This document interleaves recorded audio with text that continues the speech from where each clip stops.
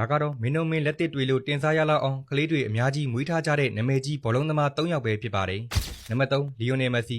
မက်ဆီကတော့ငယ်တုန်းကသားသမီးအများကြီးမလိုချင်ပဲ1ယောက်2ယောက်လောက်ပဲယူဖို့ဆုံးဖြတ်ထားတာပါ။ဒါပေမဲ့အခုတော့မက်ဆီ1ယောက်အသက်40မတိုင်ခင်မှာပဲကလေး3ယောက်အဖေဖြစ်နေပါပြီ။ဒီယာဂိုမက်ဆီမက်တီယိုမက်ဆီစီရိုမက်ဆီဆိုပြီးချစ်စရာကောင်းတဲ့သားသမီး3ယောက်ပိုင်ဆိုင်ထားတဲ့မက်ဆီဟာဒီဗလာဒီဗီဇာနဲ့ဆိုရင်နောက်ထပ်ကလေး3ယောက်လောက်ကတော့ကောင်းကောင်းကြီးမွေးအုပ်မဲ့သဘောပါပဲ။နံပါတ်3နီမာဂျူနီယာ